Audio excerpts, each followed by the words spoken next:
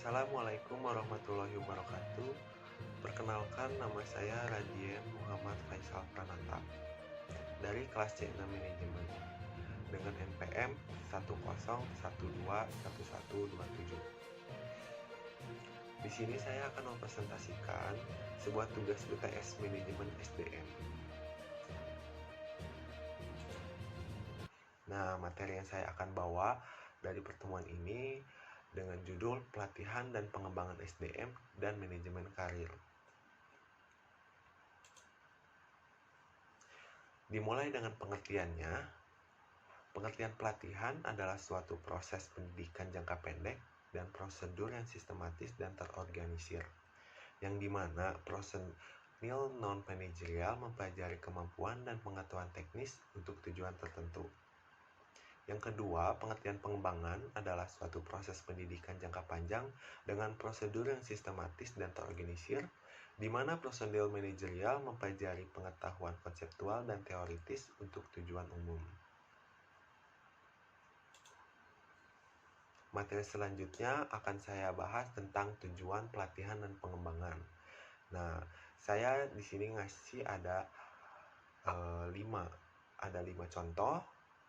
Ada 5 contoh tujuan, yaitu yang ke-1 meningkatkan produktivitas, yang kedua mengurangi kecelakaan dalam pelatihan dan pengembangan, yang ketiga mengurangi pengawasan pelatihan dan pengembangan, dan yang keempat meningkatkan stabilitas dan fleksibilitas organisasi, yang kelima mempertinggi moral.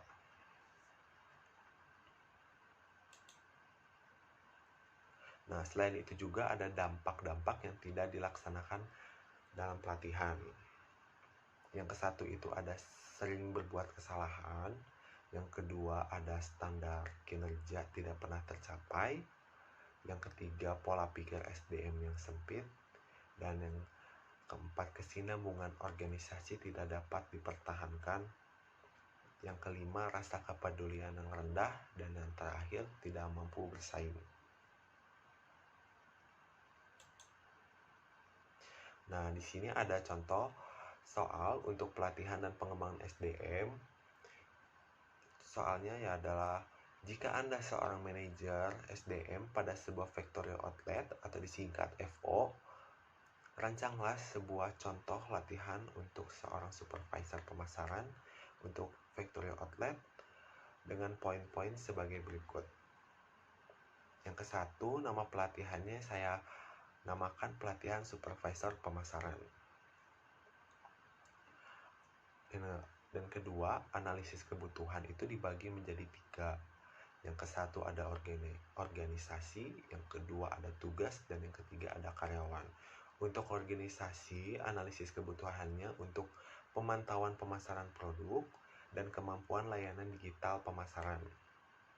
Yang kedua untuk tugasnya itu untuk pemasaran produk, mendistribusikan produk, riset dan pengembangan produk. Dan yang terakhir untuk karyawan itu untuk laporan penjualan, mengelola data, menambah skill negosiasi atau komunikasi. Nah, apa sih tujuan pelatihan? Tujuan pelatihan itu untuk membuat konsumen tertarik, menambah kemampuan kerja yang produktif, mengembangkan skill pemasaran atau digital marketing.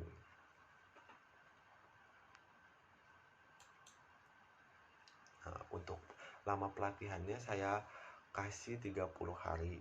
Jadi seminggu itu 4 kali selama 7 minggu. Dan untuk peserta 20 orang karyawan per tahunnya. Dan tempat dilaksanakan di gedung pelatihan Factory Outlet. Dan yang ketujuh, waktunya dilaksanakan pada bulan Januari sampai Agustus. Dan metode pelatihannya include training, seminar, kajian, diskusi, dan pembahasan kasus. Nah, untuk evaluasi dilihat pada pelatihan yang dilakukan selama 7 minggu. Dan untuk perkiraan biaya perencanaan di sekitar angka 35 juta. Dan untuk perkiraan biaya pelaksanaan setelah dihitung-hitung 350 juta.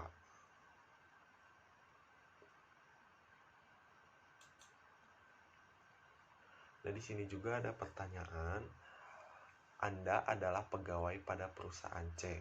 Perusahaan konveksi pakaian remaja apa yang akan Anda lakukan dalam perencanaan karir Anda?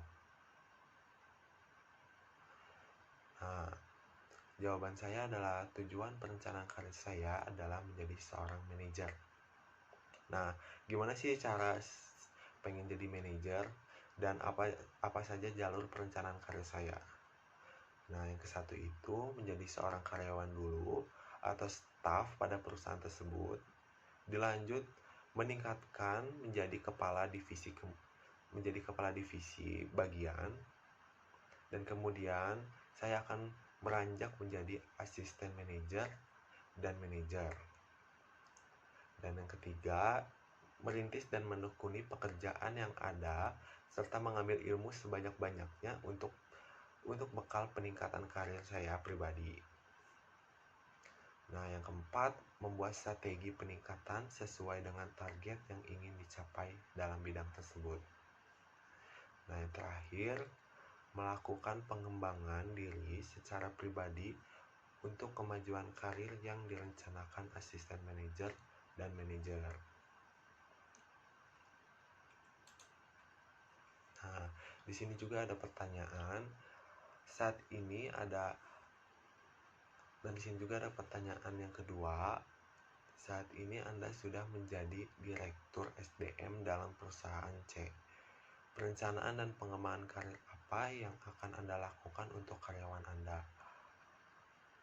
Nah, jawaban saya adalah perencanaan karir sebagai Direktur SDM yang ke-1, bekerja sama dengan semua karyawan dan tim untuk mencapai target perusahaan. Yang kedua, menyediakan beberapa fasilitas dan tunjangan agar karyawan termotivasi dan bekerja sesuai target. Dan yang terakhir, mengadakan pelatihan dan bimbingan setiap bulan agar para karyawan bekerja secara bertahap dan meningkat. Ada tambahan lagi, membuka seminar bagi setiap karyawan yang mempunyai bakat apapun dalam pekerjaannya. Nah, itulah presentasi dari pelatihan dan pengembangan SDM dan manajemen karir. Mohon maaf jika ada kesalahan kata.